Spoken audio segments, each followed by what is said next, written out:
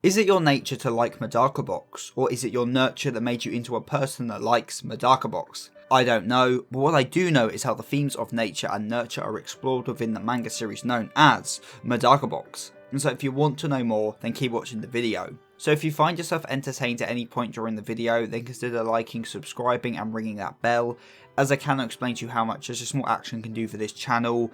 And if you want to support this channel even further, then perhaps check out my Patreon. Anyway, on with the video.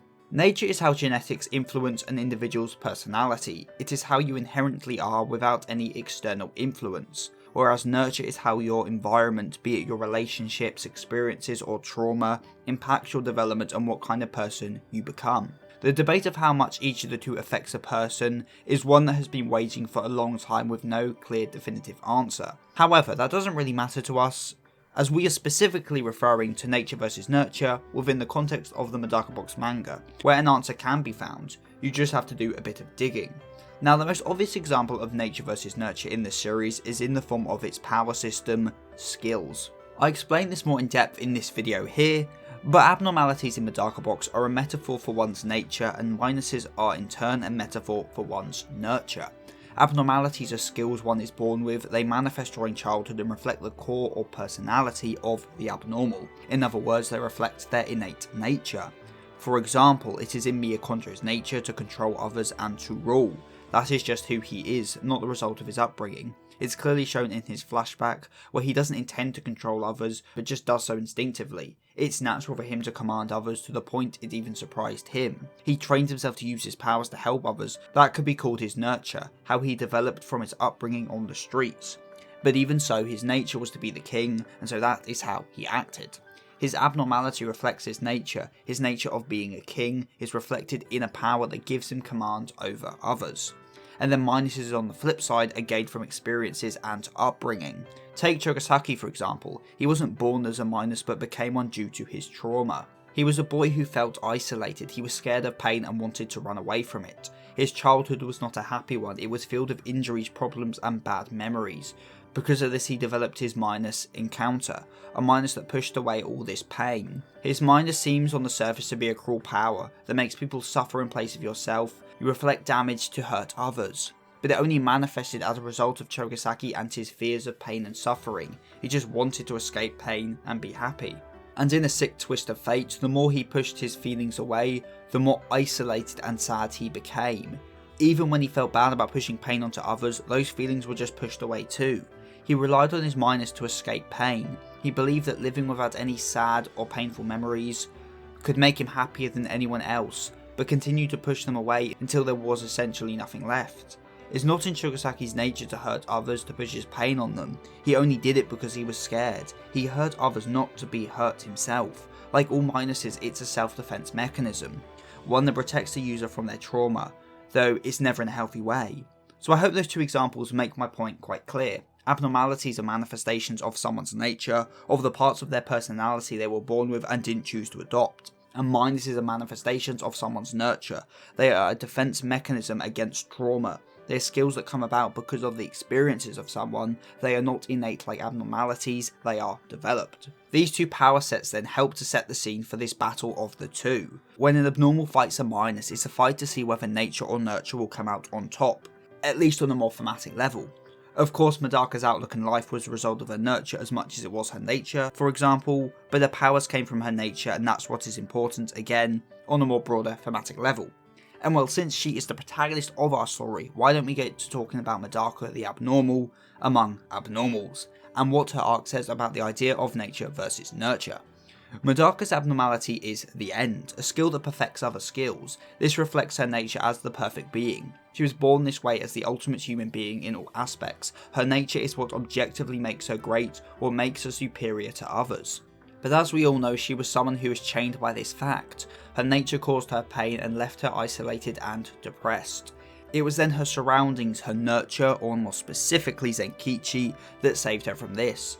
He set her on the path of becoming a saviour of humanity, and this saved her from her thoughts of despair. However, her nature itself of course remained, the underlying fact she is beyond human, which Unzen exposes and Miyakondro brings to the forefront. As the story progresses, we are shown that Madaka hiding her true nature, her pretending to be someone she isn't, is not healthy. that she needs to just be herself in order to be happy. She can't lie about who she is, and has to embrace the person she was born as. Abnormal or not, that nature is her, and she cannot hide from it. And as such, it seems pretty clear cut that the message of Medaka Box is that your nature is more important than your nurture, that you should give into your nature fully and ignore your nurture. Yeah, just kidding, as remember, it was her nature that changed her to despair and isolation to begin with. It was a problem. She thought of herself as a mistake because she was too perfect. She associated her godlike nature as being all she was. Zenkichi and his friendship, the purpose he gave her, freed her from this. She stopped thinking of herself as perfect and instead as a saviour of strangers. She used to think her nature was all of her and then did a 180 flip and thought her nurture, the purpose she learnt through Zenkichi, was 100% her. And as we already said, this led her to despair again. She lost all sense of self by committing 100% to the persona she adopted, to being the saviour, the goddess, the protagonist. That was an adopted persona, not her natural one. But because of this, Madaka was unable to be happy. She couldn't eat meat, have fun or be in love, because those things, even if naturally she wanted them, did not match with the role she was playing. They were her nature, but she had consciously thrown her nature aside in favour of nurture. It was an all or nothing approach. All nature didn't work, so she took the easy route and switched to all nurture. Nurture did help save her from the bad aspects of her nature, but the parts that overwhelmed her. But she also lost those parts of her that were good, her feelings, her likes, her loves. She stopped being a person and became more like a god or a figurehead, a symbol of goodness. And that's because she threw away her nature. She threw away a vital part of what made her human. Zenkichi, being the only person to have seen her before she took up this role, of being the one person to truly know the nature of Madaka, was the one thing keeping her tethered to herself, of not losing her sense of self completely. Which is why when he leaves her side, she becomes an inhuman monster. She is just a role at that point. All she values is the role Zenkichi gave her. Without him, the last of her humanity, her nature, vanishes. When she's defeated and shown that this role alone is not enough to make her happy, she has to face the same crippling despair she before experienced. Her nurture wasn't enough to make her happy, just like her nature had been before. And so the answer she is showed and comes to adopt is simple. Don't act as someone you are not, don't lie about who you truly are, don't be ashamed of your nature. But at the same time, don't be consumed by it. Allow your relationships and experiences to help you mould your nature into the best you can be.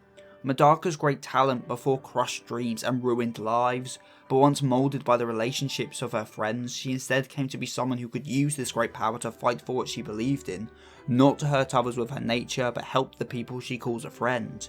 The takeaway from this, and what I believe to be the overall message of Medaka Box in relation to the argument of nature versus nurture, is that both are important. One who embraces one without the other will be led to despair. They will be overcome by the negative aspects of one without the other to counterbalance it. You should not live solely by your nature, but at the same time should not reject it fully. You should instead mould it through your experiences and relationships to become a better, more complete person. There are countless more examples of this across the series. Miyakonjo, for example, when he realised it was his nature to be king, despite what the morals instilled in him, what his nurture told him, he chose to embrace it. He fully gave into his nature, but as a result was led astray and ended up defeated and humiliated. Only by being humbled by Madaka and showed he isn't superior to all, could he come to understand his nature was not the be-all end-all. Madaka's existence disproved his nature. He wasn't superior to her, so his nature as the king was wrong by proxy. His nature could be flawed, it wasn't perfection like he thought. He didn't resist his nature because he believed it to be absolute.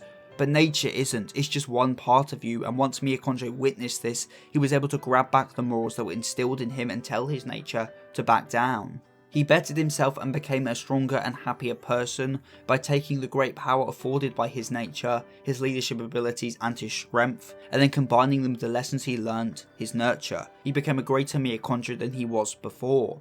It is a combination of the two, of his nature and nurture, bringing out the best of both and suppressing the worst of both. Once again, it is a balance. Another good example is Munakata. His nature was to kill, but he didn't want to kill people. He was scared of giving into his nature. It was a clear conflict of nature and nurture. He did end up giving into his nature and killed Kumagawa, but did so in service to his nurture to help his friend. But by doing so, he came to realise he didn't like killing at all, that even if it was his nature, he didn't want any part of it. This at a surface level seems to show that in the end his nurture was right and his nature wrong, but that's not exactly the case. Sure, the part of his nature that makes him kill is wrong, it's not something he wants to embrace, but the desire to fight in service to something is what allows him to fulfill his desires to help Zenkichi, his friend, and the personification of the connections he formed. But of course, if we're talking examples, then we cannot leave out the poster child for nurture in the series, the minus among minuses, Kumagawa. Kumagawa by nature is not a loser. He may be heralded as the born loser, but this is not the case. I go into this way more thoroughly in my dedicated Kumagawa analysis video, which I highly encourage you to watch to better understand his character, but the gist is that Kumagawa isn't a loser who has the world out to get him. He is instead someone who believes he is a loser, who forces himself to lose so he does not have to face reality. It's easier to think you will automatically lose because the universe is picking on you than face the reality that your life just sucks. The point is that Kumagawa's mindset, his mentality, is one he adopted, one he developed as a result of his less than happy childhood. His minus bookmaker was, like all minuses, a self-defense mechanism. He drags people down to the same unhappy level as him so that he doesn't have to suffer alone. He makes people the same as him because he wants connections and companions. This is why Kumagawa is so fixated on the idea of minuses. Why he forms a class of minuses, because at the heart of it, he is just lonely. His life is utter shit, the worst life one can be dealt. His nature wasn't to be nihilistic or depressed. The fact he smiles despite all his hardship shows deep down that Kumagawa isn't all doom and gloom. He wasn't born as the way we see him in the series. No, that was a direct result of his upbringing, of his trauma, of him trying to rationalise his depressing life and find meaning in it by there being no meaning in it. Bookmaker came about as a direct result of his messed up situation. It was not with him from the day he was born, it came about because of the life he led. Abnormalities more often than not affect one's body and conform to the laws of reality, as they are natural. Minuses on the other hand affect the environment and others because they are a result of nurture, a way to fight back against someone's environment and the people around them. They often break the laws of reality because they are not natural, they are artificial, created in a crude attempt to not be utterly miserable. Minuses smile for adversity. They may have skills that cause pain, misery and destruction, but they can be happy despite that. Their skills do not reflect their core feelings, but the ones they built up across their lives. Kumagawa's arc beautifully showcases this. His whole goal throughout the Kumagawa incident arc was to beat Madaka. Even though he wholeheartedly believed victory was an impossibility for him, he still tried. And that's because he did have hope. Even if hope goes against his minuses, it's something that was core to Kumagawa, it was part of his nature. He did lose to Madaka, but he finally lost properly. Again, explained very thoroughly in this video here. Him accepting defeat was the first time in the story we see him accept reality. He can't erase it with all fiction, so he must accept it. After this point, we slowly see him accept more and more of reality. He makes more connections, he fights for others, and he gets his first win. That last point being especially important, as the moment Kumagawa claims victory, when he finally wins fair and square, he has no choice but to admit that he can win. He wasn't born under the wrong star, he was not a natural loser. He could win, and as such his true nature begins to shine through. The facade of a loser he cloaked himself in to protect himself began to fall away. His nurture had protected him all these years, but now with friends by his side, he was not alone. Sure, his life was still pretty shit, but he no longer needed to fear his surroundings and his nurture. One built up to protect his nature from his environment was not needed. Instead of embracing only his nurture to protect his nature, he now let both show equally, and because of that he no longer could hold on to the title of a born loser. Nature is important, as is nurture, but either in isolation just leads to despair. Everyone is human no matter their nature or their nurture. What makes us differ though is how much we rely on either, and whether we allow ourselves to see the good in both, but also the bad too. Comment of the week comes from Berry Twin. And well, if we're talking Monogatari manga, that might have to be a video in its own right, because I certainly have stuff to say about it. And if you want to go the extra mile in supporting this channel, then consider pledging to my Patreon, where for as little as £2.75 a month, you can get your name at the end of the video, like Hikari Desu, 7SO, Ringjack9696, Dewey, and General Tonyos.